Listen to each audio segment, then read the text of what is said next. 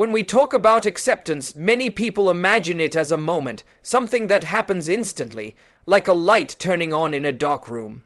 But acceptance doesn't arrive because you demand it. It arrives because your heart gradually becomes capable of carrying the truth it once resisted. Every one of us has moments where we wish things were different, where we push ourselves to move on, to let go, to stop feeling the weight of what happened. But the reality is that the heart doesn't listen to deadlines. The heart listens to understanding, to reflection, to maturity. Acceptance is not an event, it is a journey, and that journey cannot be rushed. There are times when you tell yourself, I should be over this by now, or why can't I just let this go? But those questions come from a place of pressure, not from a place of healing. Healing doesn't respond to pressure. Healing responds to honesty. When you allow yourself to feel the discomfort instead of suppressing it, when you give yourself permission to acknowledge your confusion, your hurt, your disappointment, only then does acceptance begin to form, but it forms slowly, like dawn breaking over a long night, one shade of light at a time. Think about the situations in your life that you struggled to accept. Maybe someone hurt you, maybe your expectations collapsed. Maybe an opportunity you prayed for didn't come. Maybe a door closed so loudly in your face that the echo stayed with you for years. And in those moments, you tried to tell yourself that acceptance was a decision, that if you simply willed it, it would happen. But the heart has its own clock. The heart works according to the wisdom of time, not the urgency of emotion. We resist acceptance because acceptance feels like surrender. It feels like losing control. It feels like admitting that life didn't unfold the way we imagined. But look deeper, acceptance is not surrendering to defeat, it is surrendering to reality. And when you surrender to reality, you stop fighting battles that drain you. You stop arguing with moments that have already passed. You stop trying to rewrite chapters that are already printed. Acceptance is not the end of a story. Acceptance is the beginning of understanding the story. Sometimes acceptance doesn't come because we are not ready to face the lesson hidden within the situation. You may want the pain to disappear, but you're not yet ready to embrace the wisdom that pain came to deliver. You may want closure, but you're not ready to confront the truth that closure requires. You may want peace, but your heart is still holding on to a version of events that never existed. Acceptance requires growth, and growth requires time. And so acceptance comes in its own time, not when you demand it, but when you grow into it. There are people who force themselves to appear strong. They pretend that they have accepted everything, that they are fine, that nothing bothers them anymore. But pretending is not acceptance. Pretending only prolongs the struggle because the heart knows when you're lying to it. Acceptance requires vulnerability. It requires sitting with the pain and allowing yourself to be human.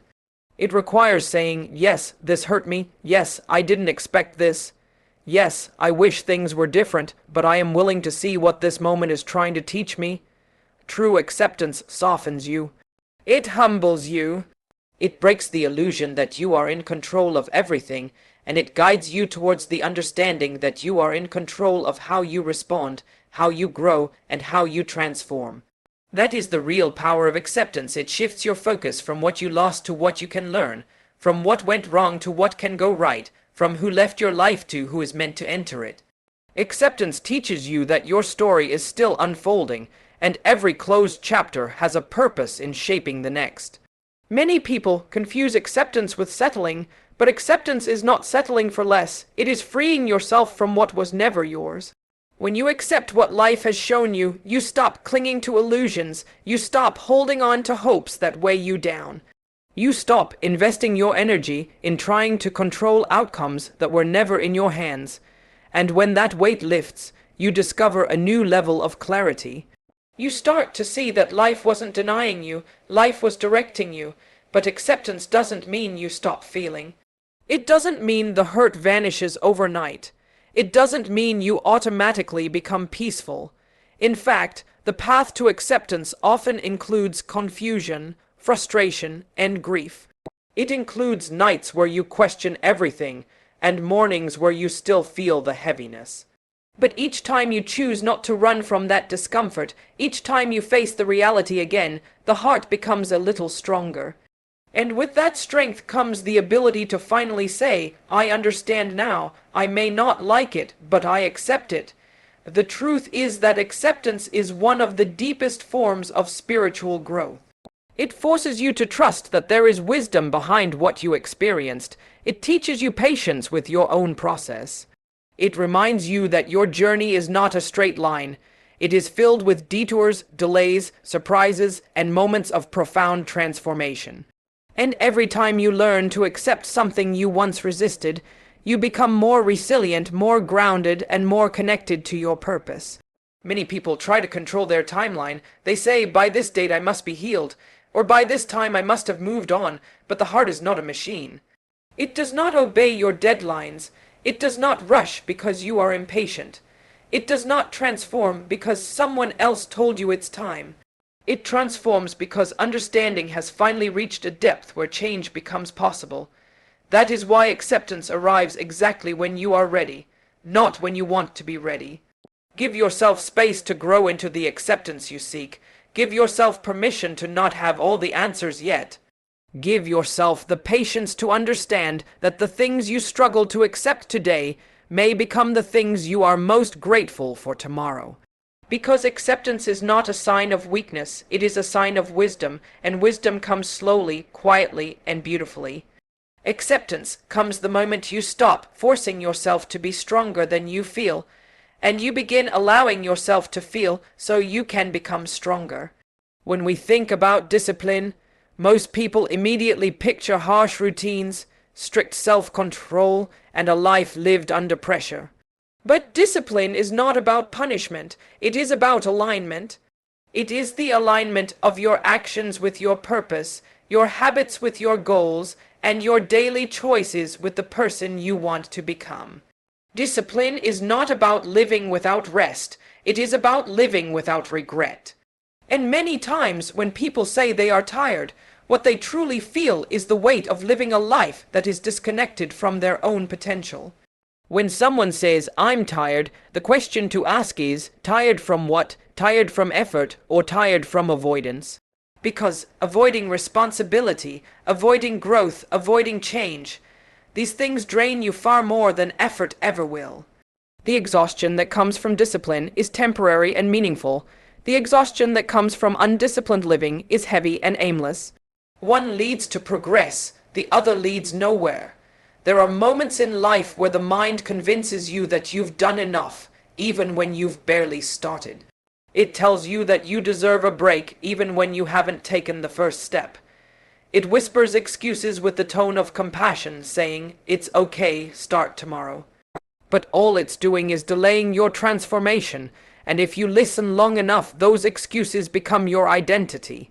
You start believing that discipline is something other people have, something given to the gifted, something reserved for the strong. But discipline is not a gift, it is a decision. It is you choosing to rise when comfort tells you to rest. It is you choosing consistency over mood, purpose over excuses, and long-term fulfillment over short-term relief. You're not tired. You're tired of the cycle created by a lack of discipline. You're tired of starting and stopping. You're tired of wishing and not acting. You're tired of feeling stuck because you never commit long enough to see progress. You're tired of the weight of your own unmet potential. And the only cure for this kind of exhaustion is discipline. The quiet, steady, relentless commitment to doing what needs to be done, especially when you don't feel like doing it. Motivation is fragile, it comes and goes, it rises when life feels inspiring and disappears the moment difficulty arrives. But discipline does not negotiate, discipline does not depend on emotion, discipline is the spiritual maturity to say, my purpose is bigger than my feelings. That is why people who rely on motivation are inconsistent, but people who rely on discipline are unstoppable. Motivation pushes you, discipline carries you. Think about the goals you've set in your life. Think about how many times you started with enthusiasm, only to lose momentum midway. Think about the dreams you once held tightly, but gradually let slip through your fingers. And ask yourself honestly, Did you fail because you couldn't do it? Or did you fail because you didn't stay consistent long enough? Talent didn't stop you, opportunity didn't stop you, other people didn't stop you, your lack of discipline stopped you. And the moment you realize this, something inside you shifts, because the moment you accept responsibility, you regain power. There is a truth many people avoid. Every great achievement demands a sacrifice. You cannot grow without giving up something. Comfort, distraction, laziness, fear, excuses. If you want a stronger body, you sacrifice ease. If you want a better career, you sacrifice time. If you want deep knowledge, you sacrifice distraction. If you want spiritual clarity, you sacrifice worldly noise. Discipline is the art of choosing what matters most over what feels good right now. But discipline is not harshness, it is not stripping joy from life. In fact, discipline creates peace. When you are disciplined, your heart becomes lighter because you are no longer running from your responsibilities. Your mind becomes clearer because you are no longer tangled in procrastination. Your life becomes more meaningful because you are living intentionally, not accidentally. Discipline reduces the noise around you and amplifies the voice within you. Many people are afraid of discipline because they believe it requires perfection. But discipline is not perfection. Discipline is persistence. It is the willingness to get up again after you fall. It is the ability to return to your path even after you've taken a detour. It is the humility to admit that you cannot change your life in one day, but the determination to change it one day at a time. Discipline is not a straight line, it is a repeated commitment, and the interesting thing is this: the more disciplined you become, the less effort life requires. When you build habits that support your goals, when you create routines that strengthen you, when you train your mind to move toward purpose, life stops feeling like a battle. You no longer have to push yourself every day because discipline becomes who you are. And when discipline becomes identity, success becomes natural. Discipline also teaches you something deeply spiritual. The fight is not outside of you, it is inside you. The world around you is full of distractions, temptations, and easy paths, but the real struggle is not external. The real struggle is with your own lower self, your own inner resistance, your own tendency to choose comfort. Discipline strengthens the soul to rise above that. It trains you to do what is right, even when it is difficult. And this inner strength becomes the foundation of every outer achievement. Think of the moments where you envied someone's success. You saw their accomplishment, their growth, their progress, and you thought to yourself, why can't I have that? But what you didn't see were the countless days they practiced discipline, the moments they pushed through resistance, the sacrifices they made when no one was watching. Success is never an accident. It is the result of disciplined effort repeated consistently over time. And discipline does not only shape success, it shapes character, it teaches patience, it builds resilience. It trains humility. It teaches you to value the process more than the results. It helps you understand that the person you become along the journey is more important than the goal you reach at the end. Discipline strengthens identity in a way that nothing else can.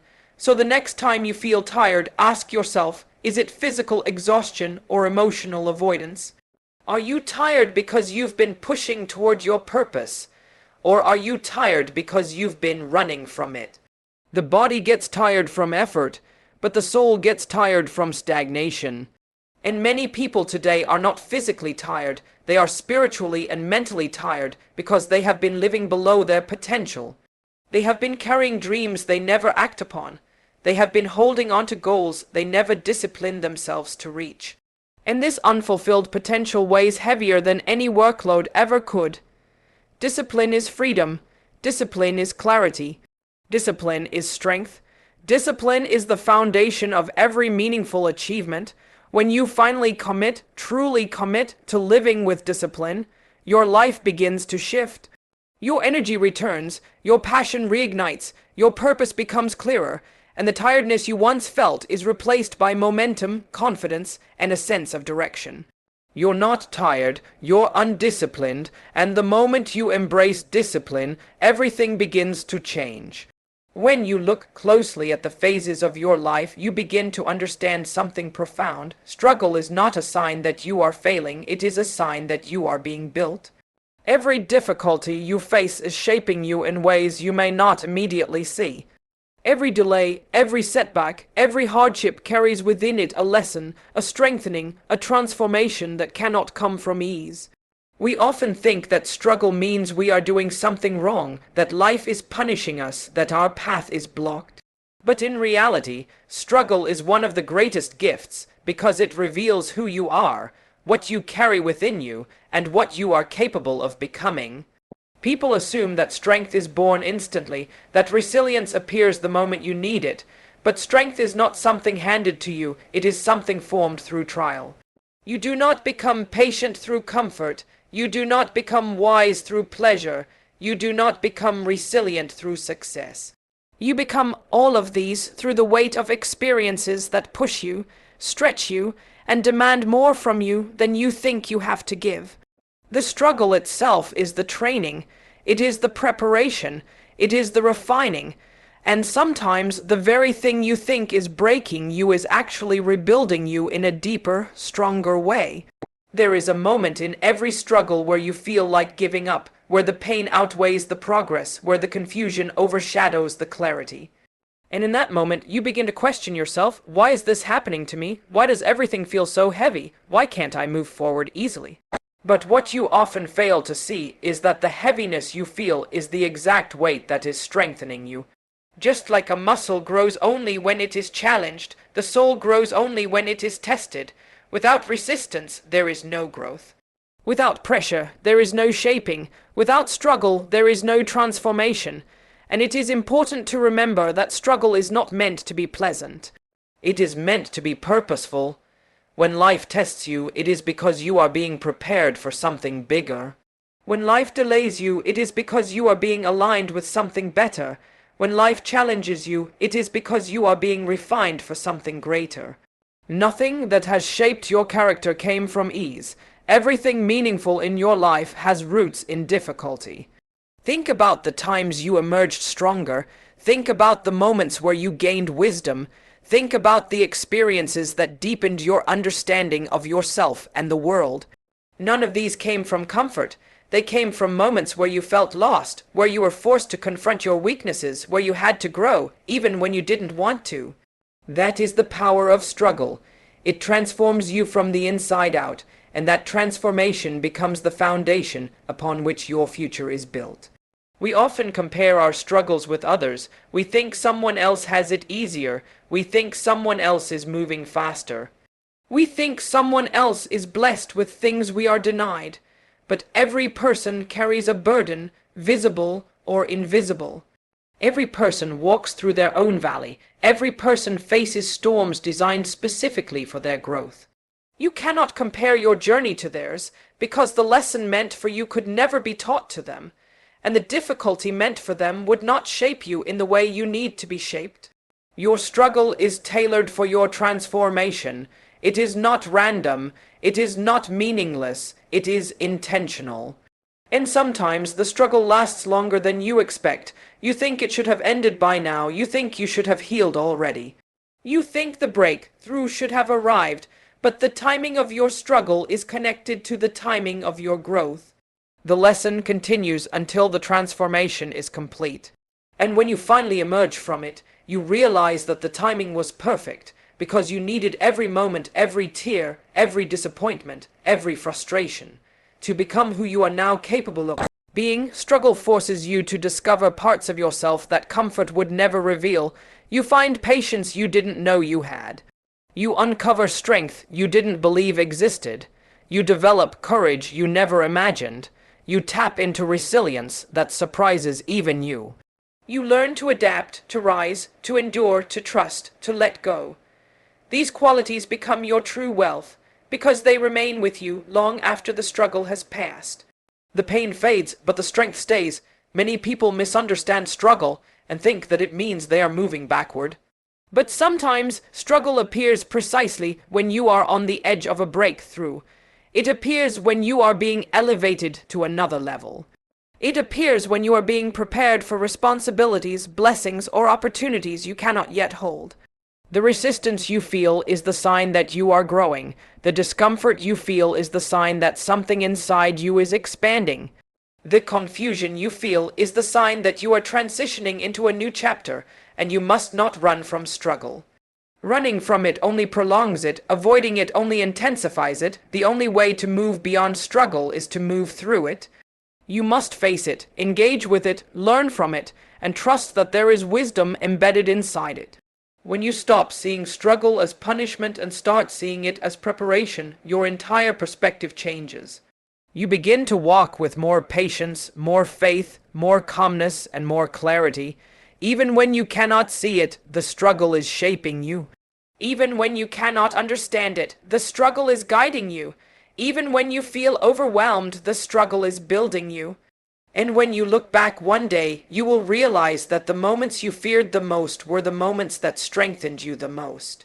You are not failing. You are forming. You are not being broken. You are being built. You are not being delayed.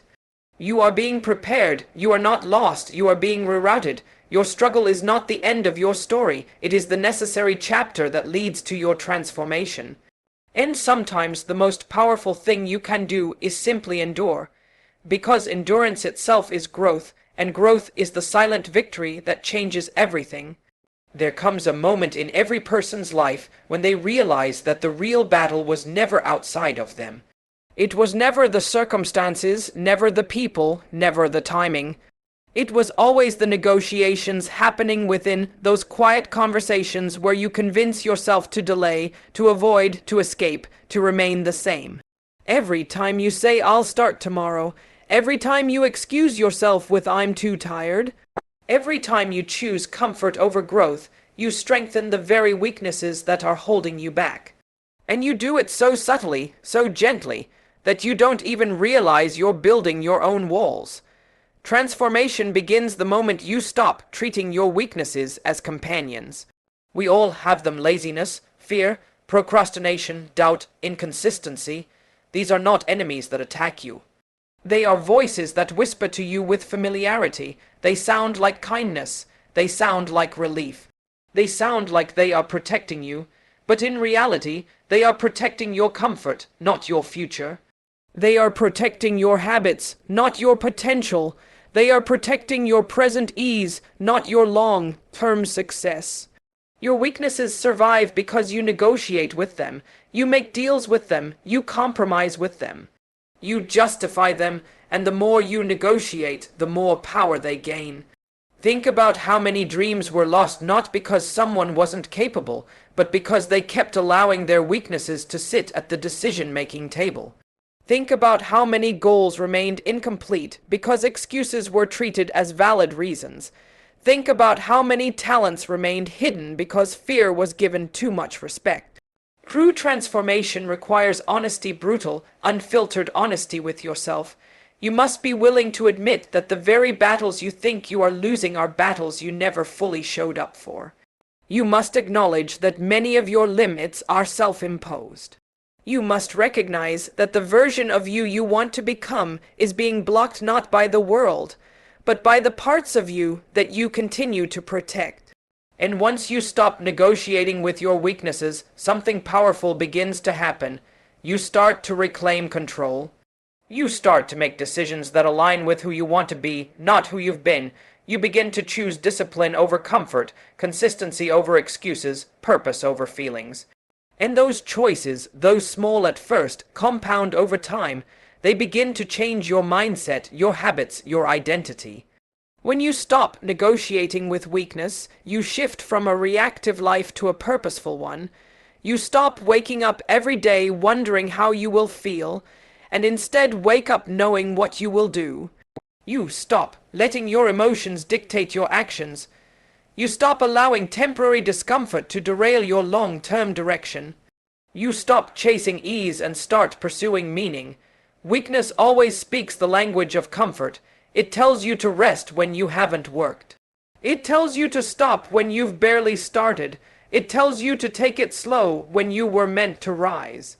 And if you aren't attentive, That voice becomes so normal that you forget it is even weakness speaking. You begin to mistake comfort for peace, procrastination for rest, distraction for relief.